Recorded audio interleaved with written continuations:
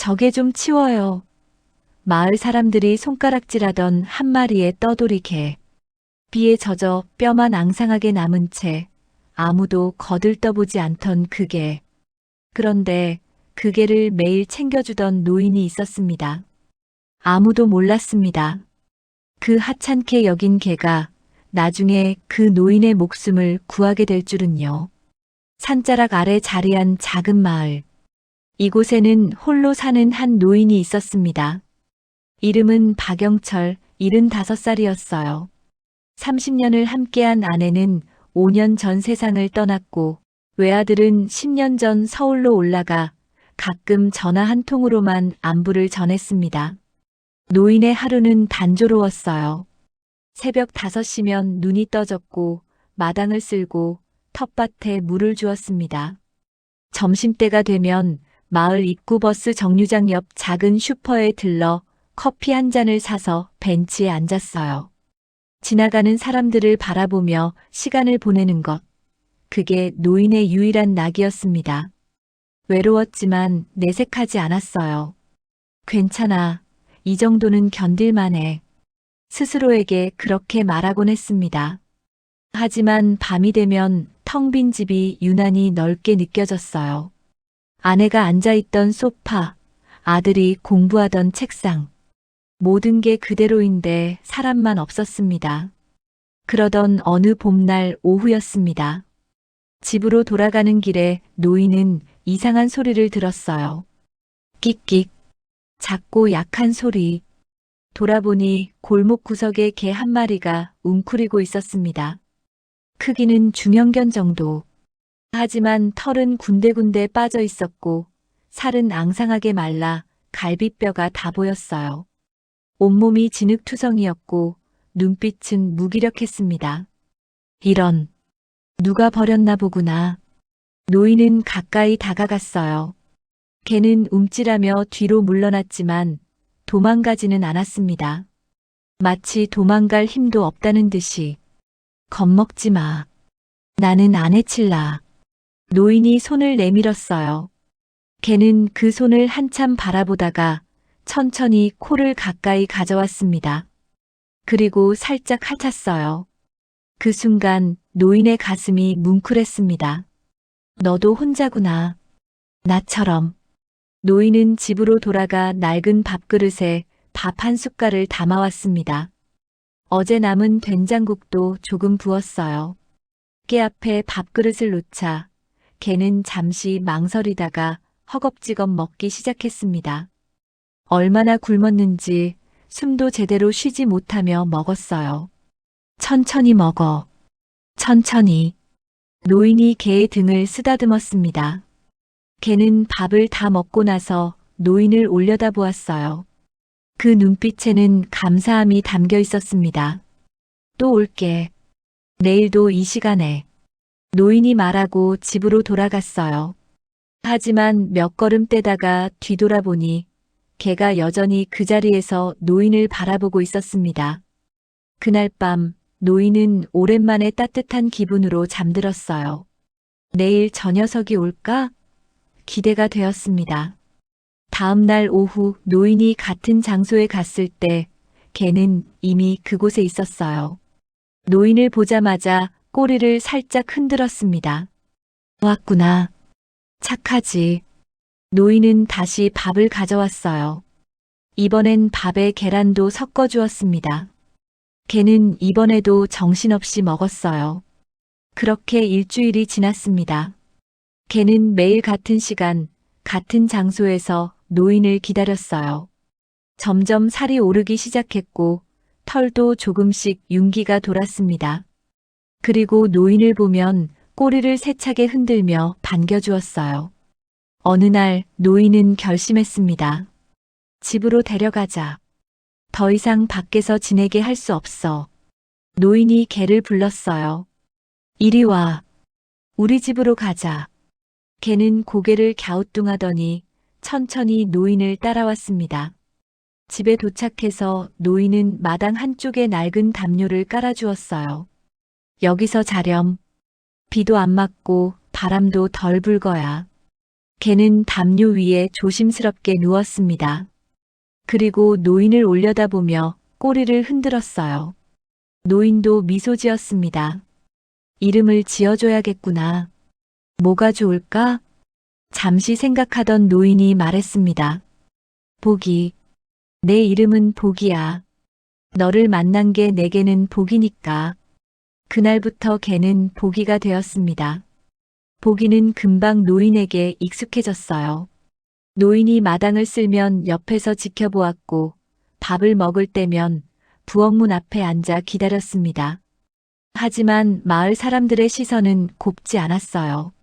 아이고, 저 노인 또 이상한 개를 데리고 다니네.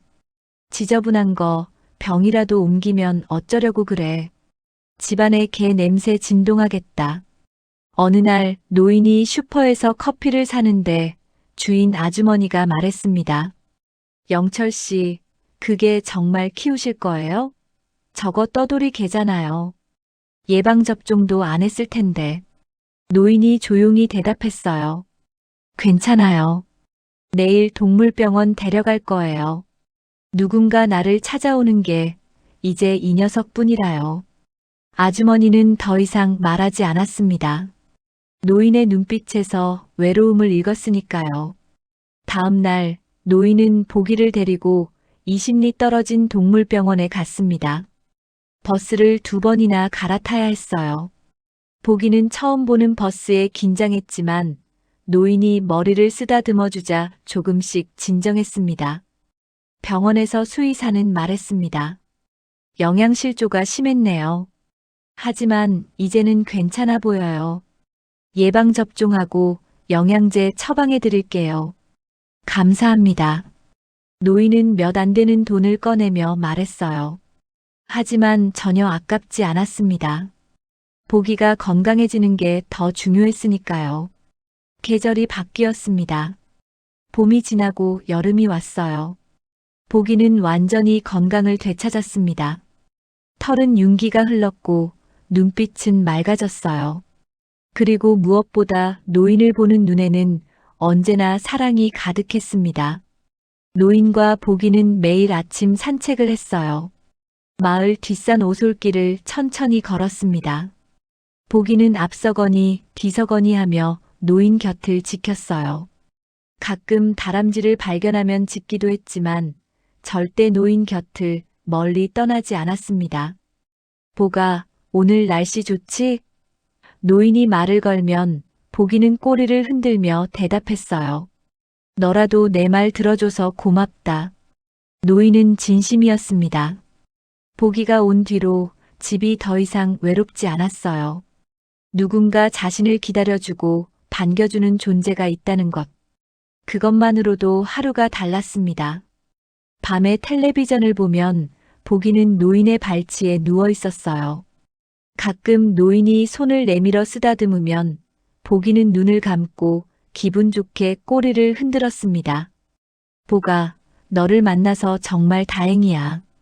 너 아니었으면 나 어떻게 살았을까? 여름이 지나고 가을이 왔습니다. 낙엽이 떨어지고 바람이 차가워졌어요. 노인은 보기에게 낡은 스웨터를 입혀주었습니다. 추우면 안 되지. 감기 걸리면 큰일이야. 보기는 스웨터가 조금 불편했지만 노인이 입혀준 거라 얌전히 있었어요. 그러던 어느 날 노인의 아들에게서 전화가 왔습니다. 아버지, 명절에 못 내려갈 것 같아요. 회사 일이 있어서. 그래, 괜찮다. 바쁠 때니까. 건강 챙기고. 노인은 담담하게 대답했지만 전화를 끊고 나니 가슴 한편이 허전했습니다. 보기가 다가와 노인의 손을 헤쳤어요. 마치 위로하는 것처럼. 보가, 넌 날 안 떠나지? 계속 여기 있어줄 거지? 보기는 꼬리를 흔들며 대답했습니다. 노인은 보기를 꼭 안았어요. 고맙다. 정말 고맙다. 그렇게 겨울이 찾아왔습니다. 어느 날 저녁, 첫눈이 내렸어요. 노인은 아궁이에 불을 지피려고 했습니다. 연탄을 갈아 끼우고 불을 붙였어요. 하지만 연탄이 제대로 타지 않았습니다. 연기가 방 안으로 스며들기 시작했어요. 이상하네. 왜 이러지? 노인은 어지러움을 느꼈습니다. 머리가 지끈거렸고 숨쉬기가 힘들어졌어요. 이건 연탄가스인가? 문을 열려고 했지만 몸이 말을 듣지 않았습니다. 그대로 바닥에 쓰러졌어요. 의식이 흐릿해졌습니다. 이렇게 끝나는 건가? 노인의 눈이 천천히 감겼어요. 하지만 그때 보기가 미친 듯이 짖기 시작했습니다. 왈왈왈. 평소에는 조용하던 보기가 목이 터져라 짖었어요. 보기는 방문을 긁었습니다. 앞발로 문을 두들기고 뛰어올랐다 내려오기를 반복했어요. 그리고 집 밖으로 나가 마을 쪽으로 달렸습니다. 새벽 순찰을 돌던 마을 이장이 보기를 발견했어요. 저건 영철이네게 아닌가? 보기는 이장에게 달려가 바지를 물고 끌었습니다. 왜 이러나? 무슨 일이야? 이장이 보기를 따라가자 보기는 노인의 집으로 달려갔어요. 그리고 문 앞에서 미친 듯이 짖었습니다. 이상하네. 들어가 봐야겠어. 이장이 문을 열자마자 연탄가스 냄새가 확 풍겼습니다. 이런, 큰일 났네. 이장은 급히 창문을 열고 바닥에 쓰러진 노인을 발견했어요. 영철이. 하지만 노인은 대답이 없었습니다. 이장은 즉시 구급차를 불렀습니다. 보기는 노인 옆에서 떠나지 않았어요. 노인의 손을 잡고 얼굴을 비비며 깨우려 했습니다. 왈왈. 작고 슬픈 소리로 울었어요. 구급차가 도착했고 노인은 병원으로 옮겨졌습니다. 보기도 함께 가려 했지만 구급대원이 말했어요. 걔는 못 타요. 여기서 기다려야 해요. 보기는 구급차가 떠나는 걸 멍하니 바라보았습니다. 그리고 그 자리에 주저앉았어요. 이장이 보기를 쓰다듬었습니다. 넌 정말 대단한 개구나. 내가 아니었으면 영철이는. 보기는 고개를 떨구고 있었어요. 이장은 보기를 데리고 자신의 집으로 갔습니다. 오늘은 우리 집에서 자자. 내일 소식 들어보고. 병원에서 노인은 사흘 동안 의식을 잃고 있었습니다. 아들이 급히 내려왔어요. 의사는 말했습니다. 조금만 늦었어도 큰일 날 뻔했어요. 다행히 빨리 발견돼서 생명엔 지장이 없습니다. 감사합니다, 선생님. 아들은 눈물을 흘렸어요. 그런데 어떻게 발견하신 거예요? 의사가 물었습니다. 아들이 대답했어요. 마을 이장님이 구해주셨대요. 아버지가 키우시는 개가 알려줬다고. 개가요? 네. 개가 짖어서 사람을 불러왔다고 합니다. 사흘째 되던 날 노인이 눈을 떴습니다. 여기가. 아버지. 아들이 손을 잡았어요. 정신 차리셨어요? 응. 무슨 일이? 노인은 천천히 기억을 되살렸습니다. 연탄가스, 쓰러진 것, 그리고 보기는 어딨어? 아들이 미소 지었습니다. 보기 덕분에 사셨어요, 아버지. 보기가 사람을 불러서. 그래. 보기가. 노인의 눈에서 눈물이 흘러내렸습니다. 내 목숨을 살려준 게 보기였구나. 일주일 후 노인은 퇴원했습니다. 집으로 돌아가는 길 마을 어귀에서 보기가 기다리고 있었어요. 이장이 데리고 나온 것이었습니다. 노인을 보자마자 보기는 미친 듯이 꼬리를 흔들었어요. 그리고 달려와 노인의 다리에 머리를 비볐습니다. 보가, 미안하다. 걱정 많이 했지? 노인이 무릎을 꿇고 보기를 안았습니다. 보기는 노인의 얼굴을 하찼어요. 눈물맛이 났지만 그냥 계속 하찼습니다. 고맙다. 정말 고맙다. 노인과 보기는 한참을 그렇게 안고 있었어요. 봄이 다시 왔습니다. 노인과 보기는 여전히 매일 산책을 했어요. 마을 사람들의 시선이 달라졌습니다. 저게 영철이 할아버지 목숨 구했다며? 그러게. 진짜 영리한 개야. 복이라고 하던데. 이름도 예쁘지? 어느 날 오후 노인과 보기는 언덕 위 벤치에 앉아 있었습니다. 마을이 한눈에 내려다 보였어요. 보가, 우리 참 많은 일을 겪었지? 보기가 꼬리를 흔들었습니다. 너를 만난 건 내 인생 최고의 행운이야. 내가 날 살렸고 난 너를 사랑해. 노인은 보기의 머리를 쓰다듬었어요. 우리 오래오래 함께 살자. 약속이야. 보기는 노인을 올려다보며 짧게 짖었습니다. 마치 알았어요라고 대답하는 것처럼. 따뜻한 봄바람이 두 친구를 감싸며 불어왔습니다.